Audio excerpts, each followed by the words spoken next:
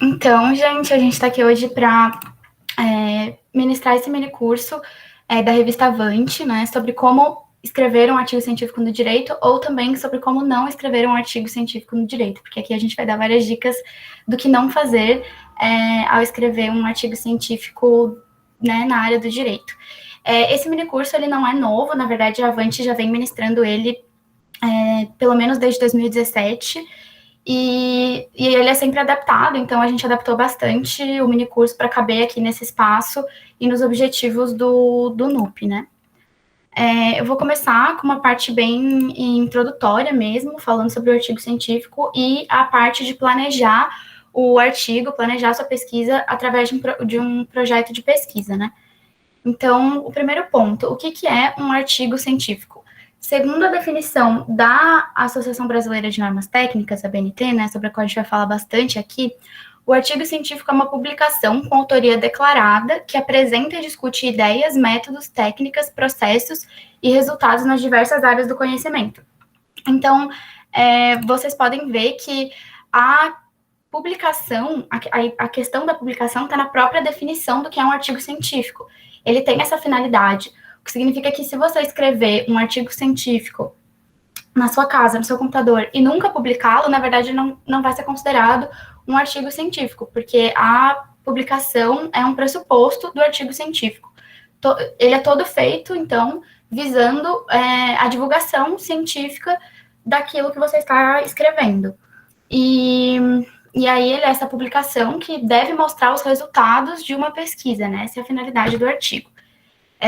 Ele também pode ser definido como um trabalho monográfico apresentado de forma objetiva e sintética, tanto que ele pode ser, inclusive, extraído de um TCC. Muitas vezes, quem escreve um TCC extrai do TCC, de um determinado capítulo do TCC, um artigo científico, ou então faz uma síntese de todo o trabalho de conclusão de curso e transforma ele num artigo. Isso é bem comum, né, já que o artigo ele é bem menor, então tem uma acessibilidade assim, mais fácil, pode alcançar mais gente do que um TCC que, enfim, exige uma carga de leitura maior. Existem vários tipos de artigo científico, mas eu vou falar para vocês dos dois mais comuns, que são o artigo científico de revisão bibliográfica e o artigo de produção científica. O artigo de revisão, ele apresenta uma visão geral sobre um determinado assunto através de diferentes perspectivas teóricas. Ele é mais uma síntese dos conhecimentos disponíveis dentro de um tema estudado. Tem muita gente que tem um certo preconceito em relação ao artigo de revisão, porque ele não traz, né, nenhuma novidade, nenhuma coisa nova, mas ele também é importante na medida em que ele pode representar uma etapa inicial para quem está entrando em algum assunto, está tentando, né, começar a estudar algum tema. Então, existem, claro, artigos de revisão de baixa qualidade, mas também existem alguns artigos de revisão muito bons e muito úteis. Eu vou mandar para vocês aqui no chat, a título de exemplo, um artigo de revisão que eu li esse semestre e me ajudou muito. Fica bem claro, se vocês abrirem, vai ficar bem claro por que ele é um artigo de revisão, porque é um artigo que fala sobre o que é o neoliberalismo, para quem está iniciando a pesquisa nesse tema, e ele traz simplesmente a visão de vários autores e de várias frentes teóricas diferentes sobre o neoliberalismo. Ele não propõe ele próprio chegar a uma conclusão sobre o que é o neoliberalismo. E aí está a diferença entre o artigo científico de revisão e o artigo de produção científica, que também é chamado de artigo científico original. O artigo de produção científica, ele parte de uma hipótese de trabalho, de alguns objetivos bem específicos, para chegar a algumas conclusões concretas. E aí ele, de fato, vai apresentar resultados científicos. E aí ele pressupõe o ineditismo e a novidade, né? Que é o mais comum, o artigo de produção, e é sobre o que a gente vai falar hoje mais profundamente, porque ele tem particularidades mais específicas. Então, como o artigo científico ele pressupõe a publicação, né, como a gente já falou, é interessante falar onde publicar. Os artigos podem ser publicados em anais de eventos, então, geralmente, congressos, simpósios, eventos mais duradouros, eles oferecem uma amostra de pesquisa, né, você pode submeter resumos ou artigos completos, e depois eles são publicados nos anais desses eventos. Mas também tem a opção de publicar em revistas científicas, né, periódicos, E como Avante, então fica a dica. E, enfim, e aí a questão de onde pesquisar, né? A gente não vai conseguir adentrar muito nessa questão hoje, por uma né, pela limitação de tempo. Aqui nesse slide vocês podem ver várias plataformas onde é possível pesquisar a bibliografia para começar a escrever um artigo, mas a Avante tem também disponível no nosso site um mini curso que a gente costumava ministrar também, que é justamente instrumentalizando a pesquisa, para explicar onde pesquisar, como pesquisar, métodos de escrita também. Depois eu vou mandar o link para vocês aqui no nosso chat. Sobre essas plataformas, eu pessoalmente, é uma questão bem pessoal minha, eu indico muito a plataforma da CAPES, de periódicos da CAPES. Eu acho a melhor plataforma, mais fácil de usar, com mais resultados mais abrangentes. Eu acho muito boa, mas enfim, tem várias opções e isso acaba sendo bem pessoal mesmo. Mas é importante que vocês conheçam para ver com qual vocês têm mais familiaridade também, né? Então, agora, essa questão do planejamento, que é a primeira etapa, né, para se escrever um artigo científico. Os elementos centrais para a gente pensar num projeto de pesquisa são o tema, o objetivo e a pergunta ou problema. Não existe necessariamente uma ordem cronológica ou hierárquica entre esses três elementos, mas é muito difícil começar um artigo científico sem ter um tema definido. Então, eu vou começar falando sobre o tema da pesquisa, né? Que é o assunto que vai ser discutido no trabalho, basicamente. Eu vou usar aqui bastante o Rafael Maffei como referência para as coisas que eu estou falando. Ele é um jurista e historiador do direito, e ele tem bastante coisa escrita sobre metodologia de pesquisa, então fica a dica para quem quiser pesquisar depois, tá? Mas eu vou usar várias ideias dele aqui. Ele diz que o tema ele é fruto de determinada inserção do pesquisador na sociedade e que ele já deve estar expresso no título do trabalho. E aí é importante fazer essa delimitação do tema, que é um recorte, né? E segundo Rafael Maffei, se o tema não for delimitado de forma adequada, vai ser muito difícil construir um marco teórico ao longo do trabalho, porque a formulação abrangente demais do tema vai impedir a abordagem da teoria dentro de um limite aconselhável. Ele também diz que você não deve começar a aprender sobre um tema na hora de escrever um artigo científico. Isso é muito complicado, e, na verdade, o artigo ele deve ser o momento em que o autor vai demonstrar o conhecimento e a proficiência que ele tem num tema sobre o qual ele já conhece minimamente. Então, para falar um pouquinho sobre essa questão da delimitação, né? Aqui a gente trouxe um exemplo. Por exemplo, se a gente fosse querer pesquisar sobre a Operação Lava Jato. A Operação Lava Jato é um tema muito amplo, a gente precisaria delimitar. Então, aqui a proposta de delimitação é estudar o sistema criminal brasileiro operado pela Lava Jato, em especial o processo penal. Dentro de um processo penal lavajatista, ainda teriam várias outras possíveis delimitações para se fazer. Daria para ir ainda mais fundo e ser ainda mais específico. Outra questão é a adaptação ao veículo. Na verdade, assim, tudo que a gente vai falando aqui sobre artigo científico pode ser relativo, dependendo do edital que você estiver visando a publicação, porque, enfim, principalmente as regras de formatação mudam muito de edital para edital, e a maioria das revistas no direito são especializadas, então vocês, né, dependendo do artigo que vocês forem escrever, vocês vão pesquisar, vocês vão ter que procurar uma revista especializada para publicação, e aí o tema é importante nesse sentido. Outras questões sobre o tema, né? Então, como que a gente encontra um bom tema?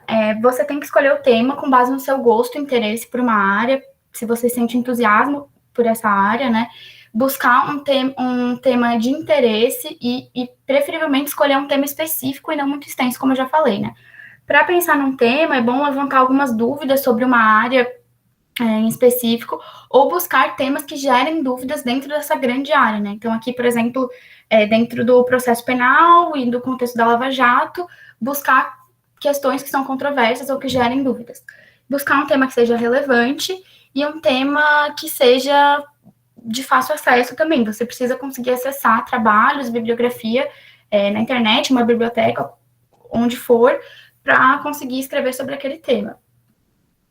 Também é uma dica evitar escolher um tema que já foi objeto de trabalhos publicados recentemente, porque pode ser que esses outros trabalhos já tenham esgotado a matéria. Escolher um tema que se encaixe no seu cronograma e na sua disponibilidade também. É importante escolher o tema com antecedência para já ir buscando as fontes e a bibliografia que vai ser utilizada.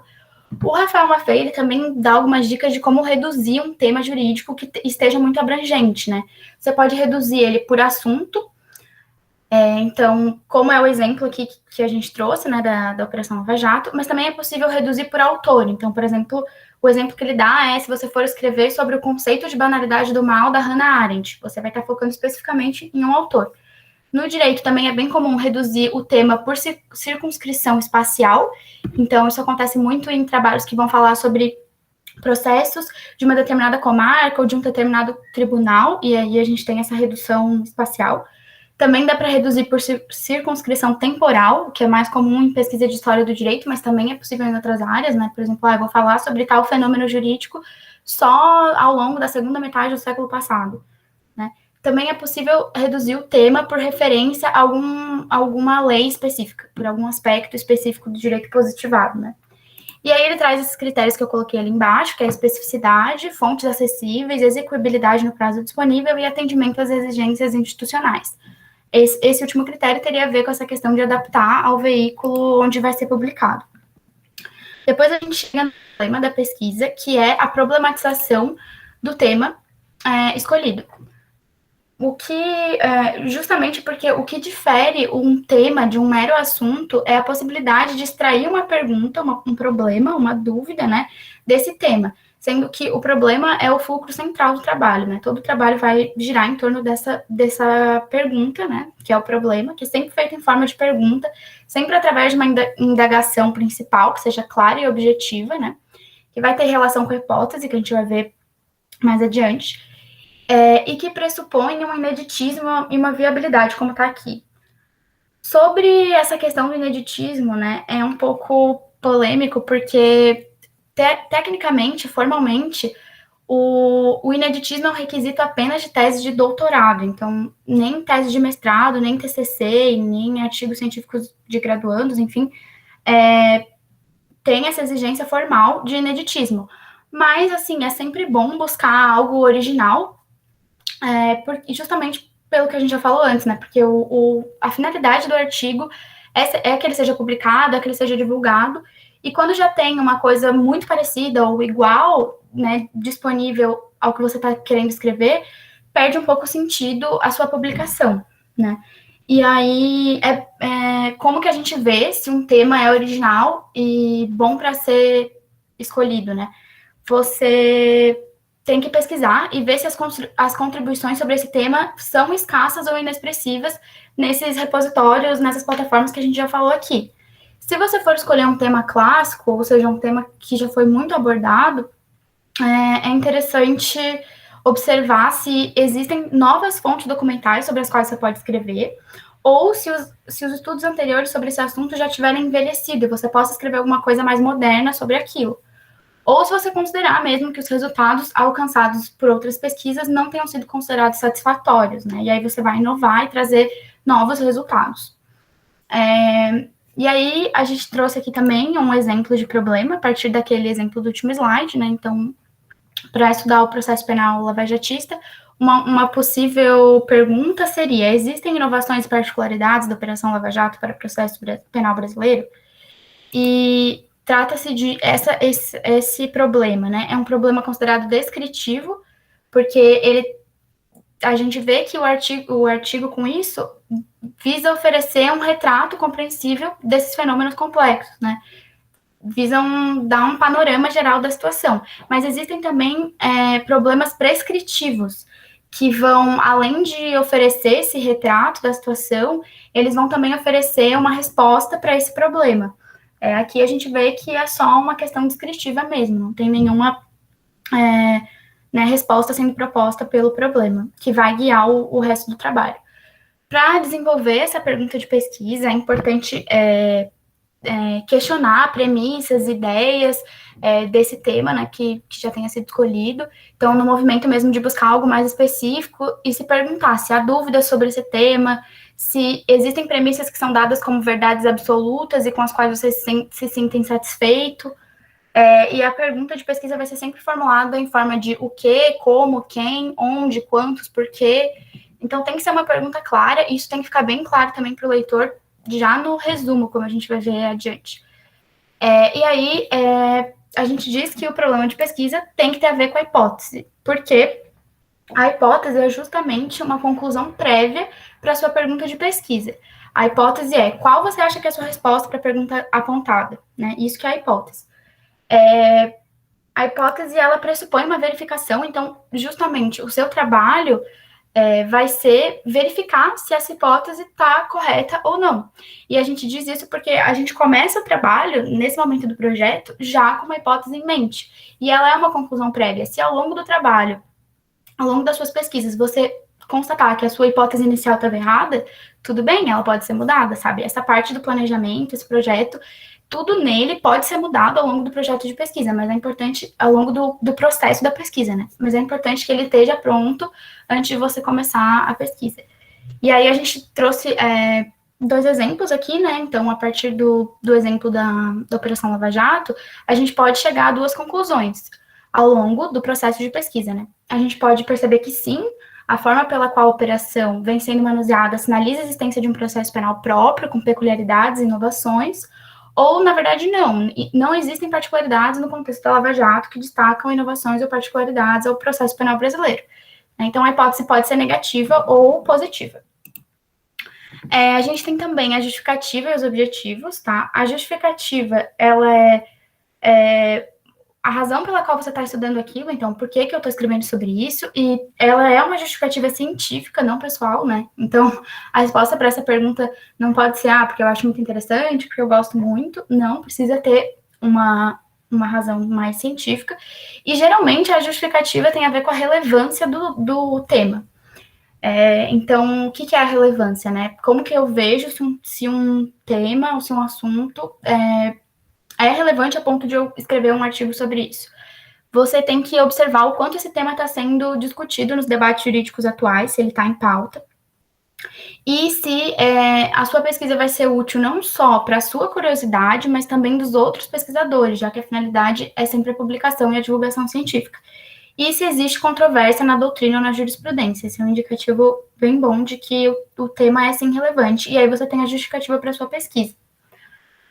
Por exemplo, aqui, uma justificativa possível seria a indefinição da atuação do Poder Judiciário no tocante às políticas públicas criminais.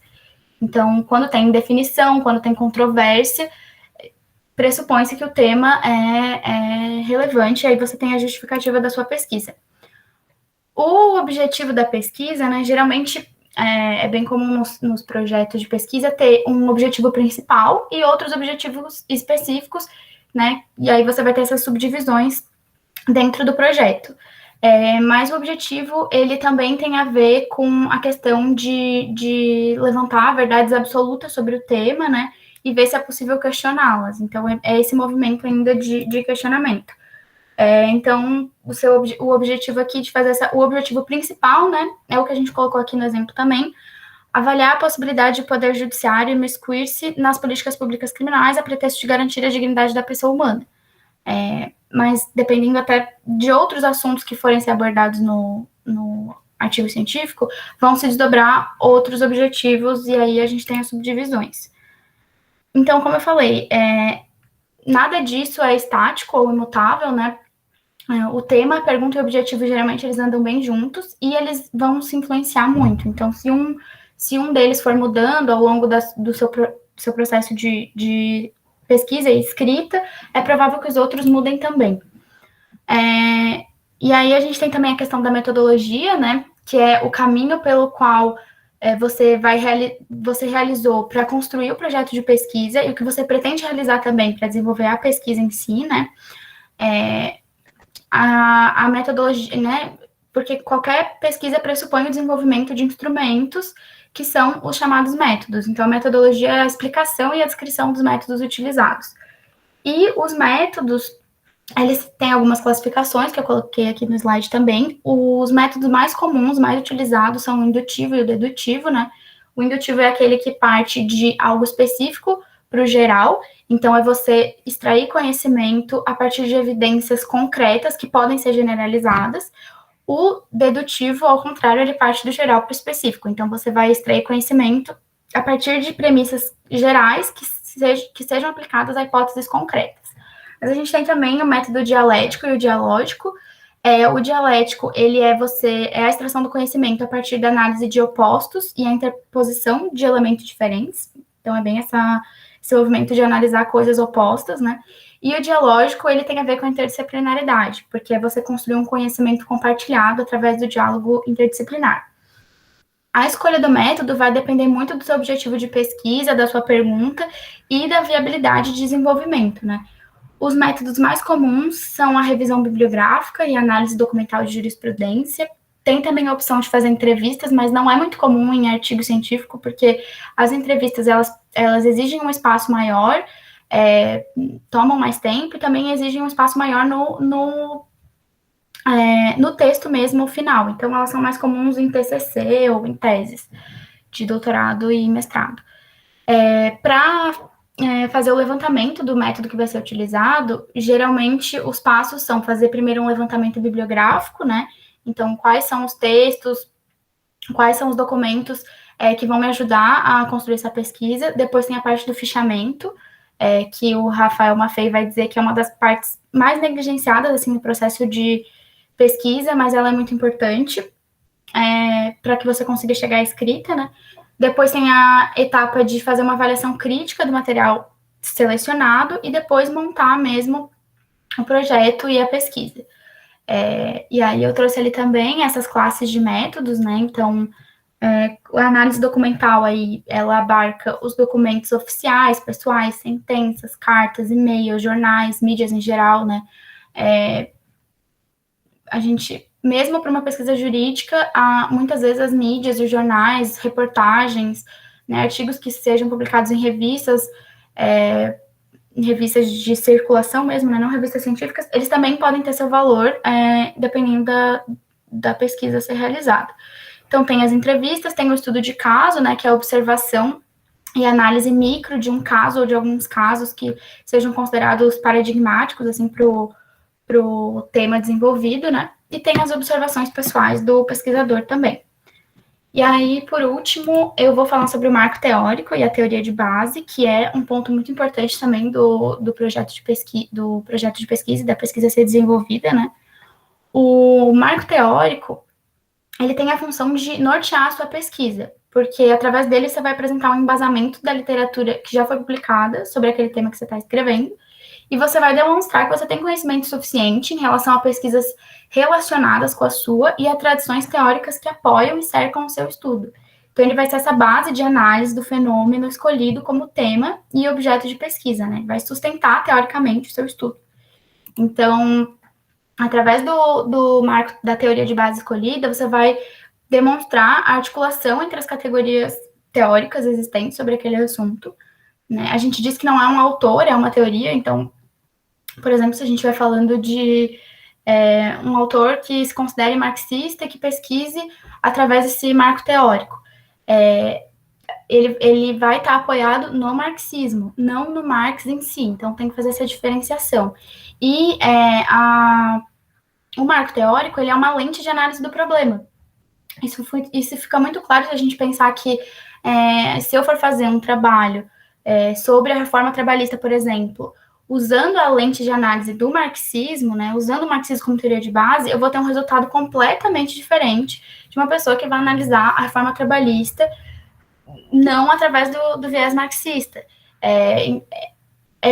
Com isso, você tem a produção de trabalhos completamente diferentes sobre o mesmo tema, né? Então, é o que está escrito ali, né? O mesmo tema pode ter diversas análises, dependendo de qual marco teórico será utilizado. E aí a gente aconselha também procurar a obra mais atualizada dessa teoria, né? Então, muitas vezes, por exemplo, no caso do marxismo, pode ser que exista algum valor em ir lá e ler o Capital, em ler Marx direto da fonte, mas é interessante também ler o que a teoria tem produzido mais recentemente, né? O que está mais atualizado. E aí a gente levanta também a questão da honestidade intelectual, né? Porque é muito importante separar dentro do texto o que é o seu marco teórico, né? O que é o que são conclusões da sua teoria e o que são conclusões suas. Então, fazer essa separação entre o que é seu, entre o que você está escrevendo e o que você está utilizando como marco teórico. E aí as referências são o caminho para deixar essa separação clara, né?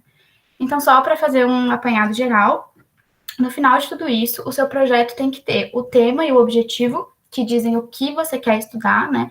A justificativa, que vai dizer por que você vai estudar isso. A pergunta de pesquisa, formulada em forma de o quê, por quê, para quê, como. A hipótese, que é uma conclusão prévia para suas perguntas. A metodologia, então, como eu vou estudar isso. Às vezes, o estágio da discussão também é importante, que é você dizer o que você já fez até agora para apresentar o projeto de pesquisa, né? O cronograma, então, planejamento de como você vai, né, dispor o seu tempo e os seus recursos para desenvolver aquela pesquisa. Um índice provisório, um sumário provisório e a referência bibliográfica ou a bibliografia de pesquisa. Então, esses são os elementos de um projeto de pesquisa. E aí, muitas vezes, a gente só faz um projeto de pesquisa quando tem algum orientador, né? Enfim, quando tem algum professor pedindo o projeto antes de você fazer a sua pesquisa. Mas a gente recomenda que, mesmo que você esteja pesquisando sozinho, sem orientação de ninguém, você faça um esboço de um projeto de pesquisa. Não precisa ser tão completo, mas, enfim, essas questões mais importantes, tema, problema, hipótese, objetivo, são os mais importantes. É bom ter isso bem delineado e bem certo antes de começar o processo de pesquisa em si, sabe? O processo de escrita em si, porque isso é bem importante.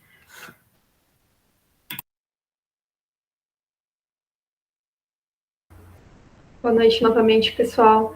Agora eu vou falar um pouquinho sobre a estruturação do trabalho científico. Como a Joana já mencionou, é importante primeiro, né, conhecer o edital da revista ou periódico ao qual você está submetendo seu artigo, porque é comum que eles tenham, cada um tem a sua exigência, especificações próprias, então é sempre bom ler o edital antes de submeter o seu artigo. Mas, de forma geral, nós podemos dividir a estrutura do artigo em elementos pré-textuais, textuais e pós-textuais. Os elementos pré-textuais compreendem o título, o nome do autor, que deve ser inserido de forma direta, né, com prenome, abreviado ou não, e o sobrenome. No caso de ter mais de um autor, você pode colocar os nomes um do lado do outro, separado por vírgula, né, na mesma linha, ou em linhas distintas, um abaixo do outro. Além disso, deve ter um currículo sucinto de cada autor, com a vinculação corporativa e endereço de contato. Recomenda-se que esses dados de vinculação e endereço constem em nota de rodapé e em sistema de chamada próprio, trazendo esse mini currículo. Aqui na Avante, a gente pede que os autores coloquem, né, o mini currículo com asterisco, né, coloca o asterisco lá no nome dos autores, e lá no rodapé o mini currículo. Tem o resumo, que é o elemento pré-textual obrigatório, né, no idioma do documento, que traz um breve sumário do artigo sem introduzi-lo. O resumo é frequentemente o primeiro contato do leitor com seu artigo. Por isso é muito importante a gente escrever um bom resumo, porque é comum que o leitor ele leia primeiro o seu resumo, e se ele se interessar, né, se ele estiver bem escrito, ele vai se interessar e vai ler o seu artigo inteiro. É recomendado que o resumo seja composto por uma sequência de frases concisas e objetivas, ressaltando o tema, o objetivo da pesquisa, o método utilizado, né, se foi pesquisa bibliográfica, coleta de dados, análise de jurisprudência, etc. As discussões e os resultados, com foco apenas para os pontos principais. O resumo, ele costuma não ultrapassar as 250 palavras, é recomendado que fique em torno disso. Logo abaixo do resumo, devem estar as palavras-chave, que são os termos retirados do seu texto, que representam o conteúdo que foi tratado. As palavras-chave, elas são separadas entre si por ponto e finalizadas também por ponto. Recomenda-se que se use de 3 a 5 palavras-chave no seu artigo. Agora eu vou mostrar para vocês a estrutura de um resumo, né, com as partes certinho que deve conter. Pós-modernidade e principiologia jurídica, o ativismo judicial e sua validade no âmbito do Estado Democrático de Direito. Atualmente, a hermenêutica jurídica assume características específicas, vez que, diante dos conceitos jurídicos indeterminados, exige-se do juiz uma postura altamente construtiva do conteúdo semântico dos enunciados sob análise, ambiente propício para o surgimento do ativismo judicial. Essa primeira parte que está destacada, ela diz respeito ao tema do seu artigo, que é a proposição do assunto de uma forma mais abrangente, ela trata da área de interesse da sua pesquisa. Continuando, o presente artigo visa analisar o que seja o ativismo judicial e sua eventual validade no âmbito do Estado Democrático de Direito. Aqui nós temos o problema, que é a pergunta que nós queremos responder a respeito do tema escolhido. O problema ele traz um recorte mais específico, delimitando o assunto, a área geográfica, o período de que se está falando, por exemplo. O caminho da pesquisa agora. Com esse intuito, são investigadas a distinção entre direito e sistema jurídico e entre ordenamento jurídico e sistema jurídico, a principiologia jurídica pós-moderna e sua influência no surgimento do ativismo judicial, a definição de judicialização e a distinção entre ativismo judicial, livre convencimento motivado do juiz e proatividade judicial, e o risco ao Estado democrático de direito diante de uma eventual ditadura do poder judiciário. Aqui o caminho de pesquisa, ele traz de qual forma é que nós vamos conduzir o artigo, de qual forma é que o autor vai conduzir o artigo para responder aquele problema, com a metodologia, o passo a passo. Para a obtenção dos resultados almejados pela pesquisa, o método de abordagem a ser seguido será o empírico dialético, utilizando-se de pesquisas bibliográficas e legislativa, tendo como pano de fundo um sistema de referência pautado no giro linguístico, representado por meio do construtivismo lógico-semântico de Paulo de Barros Carvalho.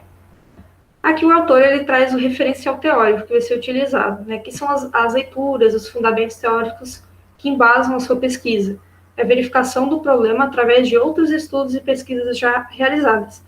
Lembrando que quando a gente escreve, as coisas não surgem do nada, Nós não fazemos a pesquisa sozinhos. Nós levamos conosco todo esse arcabouço de estudos e pesquisas anteriores que outros autores já estudaram, sobre esse tema que nós vamos tratar. Por fim, nós temos o resultado da pesquisa.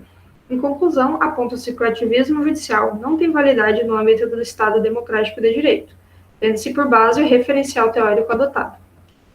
Aqui o resultado ele traz o que surgiu a partir daquela pesquisa, as respostas que o autor encontrou. Partindo agora para os elementos textuais, nós temos a introdução como um item obrigatório também. A introdução é a parte inicial do artigo, na qual deve constar a delimitação do assunto tratado, os objetivos da pesquisa e outros elementos necessários que situem o tema do artigo. Ou seja, na introdução deve ter o objeto de estudo e o ponto de vista sobre o qual o assunto foi tratado. Além disso, na introdução estão presentes as justificativas que levaram à escolha do tema, o problema de pesquisa, a hipótese de estudo, o objetivo pretendido, ou seja, onde se quer chegar com o estudo, como aqueles objetivos específicos e gerais que nós fazemos lá no nosso projeto de pesquisa. O método proposto, a razão da escolha de tal método e os principais resultados. Tudo isso sem aprofundar todos os tópicos, porque eles serão desenvolvidos posteriormente lá no desenvolvimento. A introdução, portanto, ela dá um panorama geral do que vai ser tratado no desenrolar do artigo, introduzindo o leitor ao tema explorado. É a partir disso que o leitor ele vai ter maior propriedade para ler o seu artigo, ele já vai saber mais ou menos o que vai ser tratado ali. Busca também se evitar citações na introdução. Desenvolvimento também é um item obrigatório. Desenvolvimento é a parte principal do seu artigo, onde a gente vai expor de forma ordenada e pormenorizada o assunto tratado, a fundamentação teórica, o método, os resultados e as discussões. Ele é dividido em seções e subseções, aquele 1.2, 1.1, 1.2, 2, que varia em função da abordagem do tema, e que deve ser tratado de forma concatenada, lógica e conforme a NBR 6024. Por fim, nós temos também as considerações finais, que também é um item obrigatório e que constitui a parte final do seu artigo, na qual se apresentam as considerações correspondentes aos objetivos ou hipóteses. Nesse momento, devem estar as respostas às questões da pesquisa, podendo ser apresentadas sugestões e recomendações para trabalhos futuros. Ou seja, é comum que em um artigo científico, que em geral tem de 20 a 30 páginas, você não consiga abordar de forma tão aprofundada como você gostaria o tema. Então, é comum que o pesquisador deixe lá na conclusão um gancho para trabalhos futuros, em que ele vai poder aprofundar de forma mais detida esse tema. E na conclusão, que a gente retoma os principais pontos do que foi dito, além de poder ter a opinião pessoal do autor, né, o seu posicionamento acerca do que foi tratado. Nós temos também os elementos pós-textuais. O elemento pós-textual obrigatório são as referências. Se trata da lista de documentos citados no texto em ordem alfabética ou numericamente ordenada, de acordo com a NBR 6023. É importante dizer que o tópico referências ele é centralizado e não numerado, ou seja, diferente dos tópicos e subtópicos, né, aquele 1, 1.1, 1.2, o título referências ele não tem um número na frente, ele é só referências, né, centralizado no texto. Agora, como elementos pós-textuais que são opcionais, ou seja, eles não são obrigatórios, a gente pode citar o glossário, que é a lista em ordem alfabética daquelas expressões e palavras técnicas de uso restrito de sentido mais obscuro, aquelas palavras difíceis, né, utilizadas no texto, acompanhadas das suas respectivas definições. Existem também os apêndices, que são textos elaborados pelo próprio autor do artigo científico, que complementam a sua argumentação, e os anexos também, que são aqueles textos ou documentos que não foram elaborados pelo autor, mas que servem de fundamentação, comprovação e ilustração. Partindo agora para as dicas sobre resumo, introdução e conclusão. Essas três partes do artigo elas costumam ser um pouco parecidas e gerar bastante dúvida em quem escreve, mas como a gente viu anteriormente, o resumo se trata de frases concisas que trazem um breve sumário do artigo, do tema, do problema, do método, dos métodos e dos resultados, que serão depois melhor tratados lá na introdução. Já a conclusão trata da parte final, com a retomada do tema e as respostas das questões desenvolvidas. Além disso, como eu já mencionei, é importante que essas partes estejam bem redigidas. Por quê? Porque é comum que o leitor, ele primeiro inicie lendo alguma dessas três partes. Então, se elas estiverem bem escritas, ele vai lá, né, vai ser captado ali, vai se interessar e vai ler o seu artigo inteiro. Outra dica bastante importante é procurar ler artigos submetidos a revistas com qualis A1 e A2. Elas costumam ser bastante exigentes quanto à metodologia e à estruturação. Então, é importante que a gente pesquise, porque a gente já vai começando a ficar familiarizado com esse tipo de escrita e de estruturação dessas revistas que são bastante exigentes. Por fim, se você estiver fazendo artigo científico com alguma orientação, por exemplo, iniciação científica, é bom sempre manter um contato com o seu orientador. E retomando aquilo que a Joana e eu já mencionei, também, sempre observe o edital da revista que você está submetendo, porque eles podem e provavelmente terão especificações e exigências próprias. Por fim, o sumário. O sumário é a numeração das divisões, seções, capítulos e outras partes do seu trabalho. A construção do sumário é uma das últimas atividades que você vai fazer no seu artigo científico. Por quê? Porque o sumário ele traz toda aquela estruturação do seu artigo, né? Os títulos, os subtítulos, as seções, subseções. E depois que você já finalizou o seu artigo, já sabe todos os títulos, né? Todas as seções, já sabe o nome de todas elas, das subseções, você monta o seu sumário. A palavra sumário deve estar centralizada, em letras maiúsculas, negrito e com a mesma tipologia da fonte utilizada nas seções primárias, separadas do seu texto por um espaçamento e meio entre linhas. Aqui eu finalizo a exposição sobre a estruturação dos artigos. Eu peguei várias informações do canal do YouTube da Biblioteca Universitária da UFSC. Lá tem vários cursos sobre artigos científicos bastante interessantes. Passo a palavra agora para a Clara. Então, gente, vamos entrar agora em questões um pouquinho mais técnicas, né? Para quem já tem facilidade, já escreveu um artigo e tal, talvez seja um pouco mais óbvio, mas para quem nunca escreveu, é uma oportunidade boa de entender, né, como um todo, como é que vai funcionar isso. Então, vou começar falando sobre formas de transcrever a citação de acordo com as normas da ABNT. Pode passar, Ju. Então, sobre a citação direta, né, como o nome já indica, são diretas. Isso significa que elas vão ser transcrições literais do que foi escrito naquela obra, daquele autor que está sendo referenciado. E só para lembrar também que citação direta e indireta é diferente de método de citação, né? Então, os exemplos que a gente vai dar no próximo slide são exemplos de citações diretas e indiretas, em um texto que utiliza o sistema autor-data para suas referências. Mas a citação direta em si, né, quer dizer somente que aquele trecho vai ser transcrito de forma literal, palavra por palavra. Então, de acordo com a ABNT, as citações diretas, elas podem ter mais de 3 linhas ou menos. No caso de elas terem menos de 3 linhas, elas devem ser inseridas por meio de aspas duplas, tanto no começo, quanto no final do trecho. E se a citação tiver mais de 3 linhas, ela deve ter um recuo de 4 centímetros da margem esquerda. O tamanho vai ser menor do que o do texto, né? Então, geralmente, os editais que pedem o tamanho da letra 12 vão exigir o tamanho de letra 10 para citações. E elas devem também ter um espaçamento menor que o espaçamento simples. Então, na citação com mais de 3 linhas, direta, né? Não vai ter a necessidade de aspas, porque aquele trecho já vai estar destacado de outra forma, que é o que serve para informar o leitor de que aquilo é uma citação literal, né, de alguma obra que foi referenciada. E outra coisa que é importante lembrar aqui, gente, é que isso também é um parágrafo, né, como todos os outros parágrafos do texto. Então, apesar de não ter aquele recuozinho na primeira linha, que é o famoso tab do nosso teclado, é necessário iniciar o parágrafo da citação direta com mais de 3 linhas com letra maiúscula, que é uma coisa que a gente vê várias pessoas errando, tá? Então, se vocês não quiserem iniciar a citação no que corresponde ao início do período daquele trecho na obra referenciada, aí é necessário colocar ali o colchetes, né, com reticências, que é o sinalzinho que está indicado na terceira bolinha da direita. E outra coisa que é importante mencionar é que a citação direta, ela, teoricamente, não serve para encher linguiça, né, e ou preencher o espaço do texto para completar as linhas mínimas requeridas por artigo. Né, ela tem uma razão de ser e existir no mundo. Então, na maioria dos casos, as pessoas que vão ler o seu artigo querem saber qual a sua opinião acerca do assunto.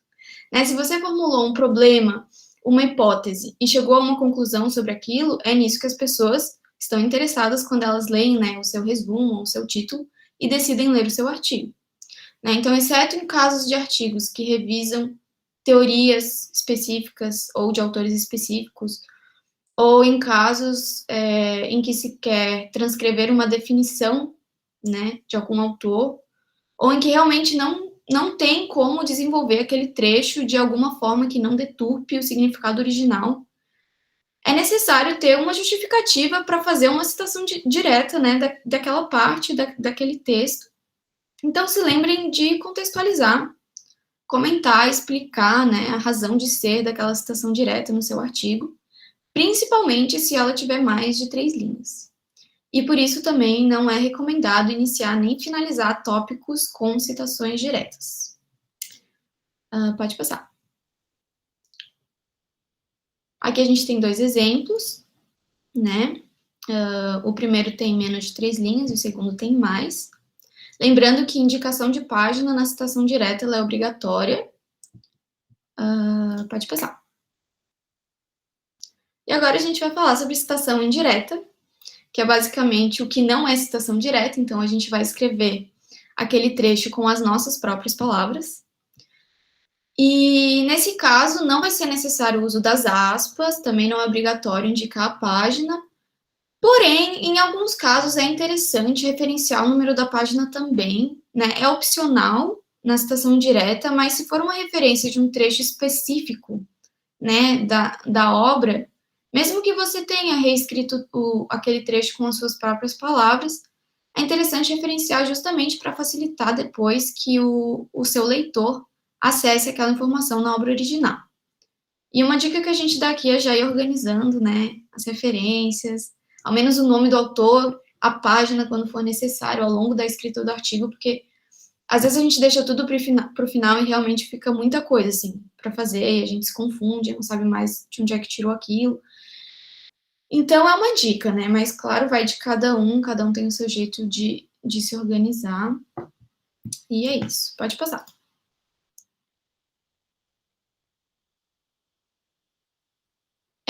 Aqui a gente tem 2 exemplos, né? O primeiro não é um trecho mais generalizado, então não tem a indicação da página, e o segundo tem, mas nenhum deles tem entre aspas, ou, enfim, recuado. Então, é assim que a gente faz. Pode passar. Ok. Agora a gente vai falar um pouquinho sobre como indicar a autoria das citações, que são os chamados sistemas de chamada, né? A gente tem o sistema autor-data e o sistema numérico, e a gente tem que optar por um sistema. A gente não pode usar 2 sistemas concomitantemente no mesmo trabalho, né? Geralmente vai estar especificado no edital da revista, do jornal, ou enfim, onde vocês forem publicar, qual que é o sistema que eles utilizam. Pode passar. A gente tem o sistema autor-data, que é o mais utilizado, assim, né? A gente vai indicar a fonte pelo sobrenome do autor em caps lock e a data da publicação da obra, né? Eles vão estar separados por vírgula e entre parênteses. Quando houver mais de 2 autores, a gente separa os sobrenomes por ponto e vírgula. E se forem mais de 3, a gente utiliza essa expressãozinha, ela é et al, que significa basicamente e outros. Pode passar. No sistema numérico é um pouquinho diferente, né? As citações elas vão vir seguidas de uma numeração.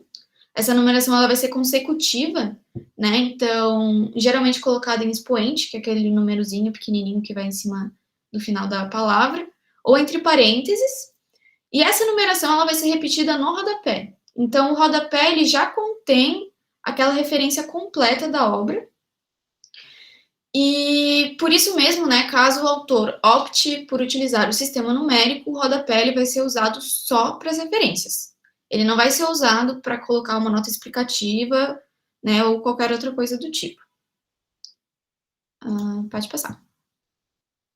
Algumas dúvidas comuns que a gente vai tirar agora.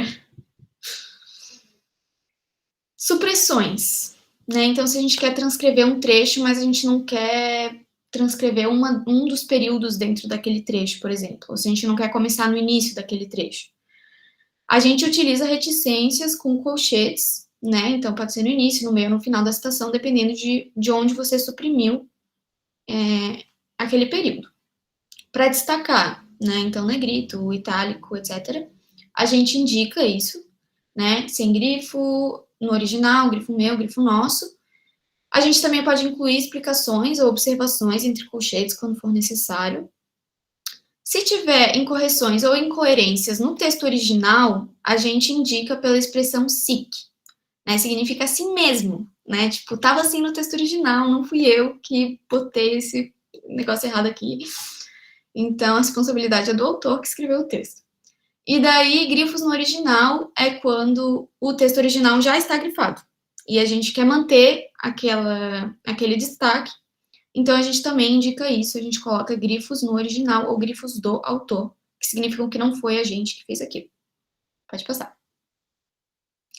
Citação em outro idioma, né? Se você tem muita confiança nas suas habilidades linguísticas, você pode traduzir, né, você mesmo aquele texto, né, se responsabilizando por aquela tradução, que não significa jogar no Google Tradutor, mas você deve acrescentar, né, uma expressão, tradução nossa, tradução livre, tradução minha, para indicar que aquilo foi traduzido por você, e também recomenda-se transcrever o texto original no rodapé, que nem está ali no exemplo do lado, mas se utilizar o sistema numérico, o trecho vem imediatamente depois da referência entre parênteses. Pode passar. Obras diferentes do mesmo autor, lançadas no mesmo ano, a gente vai separar por letras A e B, e vai estar na ordem que isso vai aparecer lá no final, quando a gente for fazer a nossa lista bibliográfica. Pode passar. Citação de citação é indicado pelo termo apud. Apud significa citado por. Assim, a citação por citação, ela deve... desculpa. A citação de citação, ela deve ser evitada, porque é sempre interessante a gente coletar aquela informação da sua fonte original, né? Então, a gente só utiliza realmente quando é necessário, quando a obra está esgotada, quando a obra não foi traduzida, quando a gente realmente não tem acesso àquela obra, porque senão é bom mesmo ir na fonte original para pesquisar. E aqui do lado a gente tem alguns exemplos de como isso pode ser introduzido no texto quando for utilizado o sistema Autordata. E agora eu passo a palavra para a Joana, ela vai falar um pouquinho sobre a lista bibliográfica. Então, gente, no final do artigo, né, é muito importante ter a lista de referências. Vou falar rapidinho sobre ela. Então, independentemente do sistema de chamada que você utilizou, seja o Autordata, seja numérico, você precisa fazer a lista de referências no final. Como você vai precisar fazer a lista de qualquer forma, é até mais um motivo pelo qual o sistema Autordata é indicado, porque no sistema numérico você vai ter que colocar aquela referência do jeito que fica na lista, né, várias vezes ao longo do texto. Então, elas são elaboradas em ordem alfabética, né, na lista, em espaços simples, alinhadas à margem esquerda do texto, não é texto justificado como no resto do texto, né, e elas são separadas entre si por uma linha em branco de espaço simples. Esse último ponto ali do slide é bem importante, porque é uma regra que caiu recentemente pela BNT e muita gente ainda faz errado. Antes, quando você estava citando várias obras do mesmo autor, a BNT pedia para que a primeira obra aparecesse o nome do autor, e as demais você tirasse o nome do autor e colocasse um tracinho riscado, né? E daí, ponto final, e direto o nome da obra. Mas isso caiu, agora você deve colocar o nome do autor em todas as referências. Isso é importante. E aí, a gente traz aqui algumas dicas de recursos online que podem fazer a referência por vocês. O Mora, ali da UFSC, é bem bom nesse sentido. Então, se tiverem com dúvida ou se quiserem poupar o trabalho, dá para usar essas plataformas. Aí, de novo, a gente cita o nosso material de instrumentalizando a pesquisa. Vou mandar agora ali no chat o link, que tem todas essas informações de gerenciadores e de plataformas para pesquisar bibliografia. Agora a Beatriz vai falar sobre erros comuns. Alguns erros comuns que a gente acaba cometendo na escrita do artigo científico. O primeiro deles é a citação em conclusão. Embora não seja uma regra presente nas NBRs que não se possa utilizar a citação em conclusão, é recomendado evitar o uso dessas citações, porque a conclusão é o momento de a gente recapitular o que foi exposto anteriormente, colocar as nossas percepções sobre aquilo, né? Trazer a nossa autenticidade na conclusão. Além de geralmente não se tem mais espaço para a gente poder aprofundar aquela citação, aquelas ideias novas trazidas por essa citação, né? É difícil a gente ter espaço, por exemplo, para argumentar sobre a citação de outro autor. Um segundo erro comum são as páginas com muitas citações diretas. Lembrando que o artigo ele não se trata de um compilado de ideias de outros autores, em que a gente faz uma citação após a outra. Por isso é importante que o autor exponha as suas ideias e argumente, ou seja, fiz uma citação, argumente sobre ela. Ou, né, fiz uma citação, explico e dou meu posicionamento sobre o que ela quer dizer, né, acerca daquilo que foi tratado. Um terceiro erro comum é o artigo fichamento. Né? Lembrando que o artigo também não é um fichamento de obra, né? O que o autor usa uma mesma obra reiteradamente. Ele vai lá e cita aquela mesma obra, né, com páginas diferentes, várias vezes.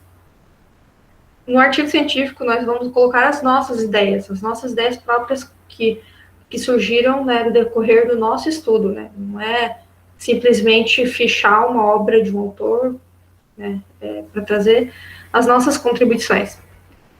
Um quarto erro comum é citar autor sem referenciar a obra. Quando a gente cita um autor e a gente não diz de qual obra desse autor que a gente extraiu aquela ideia.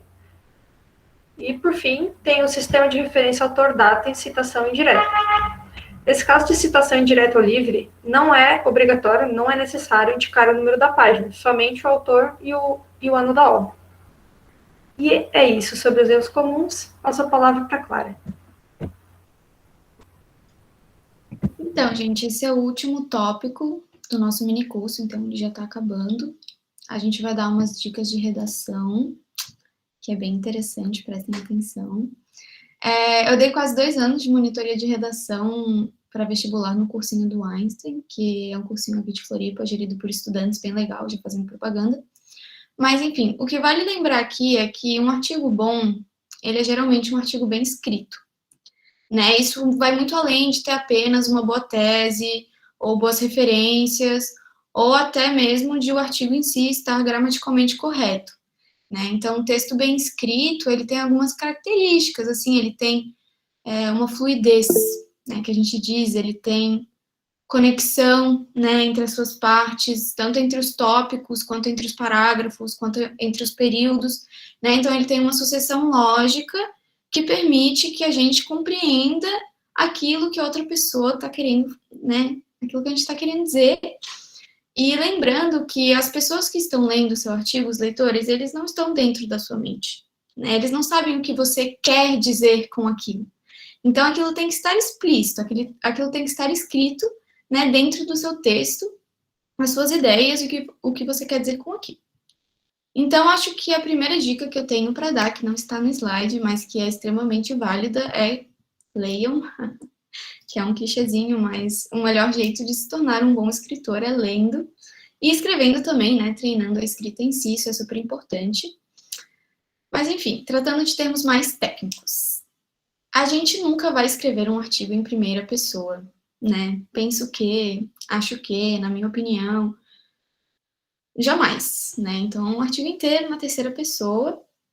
Em segundo lugar, evitar expressões que nós, do direito, principalmente quem já estagia ou está acostumado a escrever petições, né?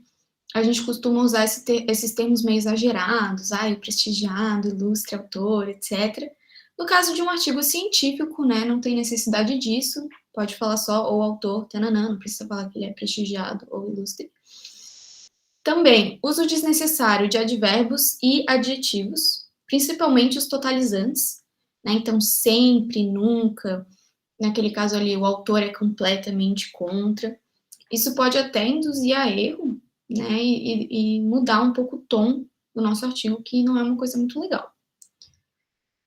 Cuidar com a pontuação, que é um dos erros que a gente mais vê. Então, é interessante dar uma estudada, né? Tem tanta videoaula aí boa sobre isso. Evitar parágrafos e frases longas demais. Inclusive, o ideal é ter uma constância, assim, tipo, na quantidade de informações que a gente vai passar por parágrafo. Pode passar. No mais, evitar o uso de palavras abstratas, ou genéricas, ou repetitivas. O famoso não encher linguiça, né, que a gente já falou antes. A ideia é que todas as informações que estejam no seu artigo, elas tenham uma razão de estarem ali, né, de serem e existirem naquele momento do seu artigo. E, gente, não utilizem palavras difíceis só para o texto parecer mais formal, ou algo do tipo. Dá claramente para ver quando a pessoa entrou no sinônimos.com, né? E não que seja um site ruim, é inclusive uma ferramenta incrível. Eu recomendo o seu uso para escrita em todos os casos, mas não quando é só para trocar, tipo, um termo por um termo mais complexo, né? Isso fica muito visível dentro de um texto. E daí, em vez de escrever que o sol é grande e bonito, a pessoa escreve que o astro rei é colossal e apolínico, né? Não tem necessidade disso. Lembrando que o mundo acadêmico em si, ele já é um contexto, né? Já está inserido num contexto excludente. E a ideia é tornar o nosso texto mais acessível, e não menos acessível, né? O que não significa também escrever de qualquer jeito, né? Jogar as normas da língua portuguesa pela janela, mas é uma questão de equilíbrio mesmo entre uma medida de formalidade, né, que permita que a gente possa, ao mesmo tempo, ter um texto bem escrito, mas que ele seja compreensível, né, ao maior número de pessoas possível. Então, sobre esta parte toda, a gente chega ao fim. Em nome da Revista Avante, né, a gente agradece muito ao comparecimento de todos e pelas perguntas também que todo mundo fez no chat. E agradecemos também ao NUP, né, pela oportunidade. Eu acho que a Jo pode parar de gravar daqui a pouco. E daí a gente vai abrir para mais perguntas, se alguém ainda ficou com dúvidas. E é isso, gente. Fiquem à vontade.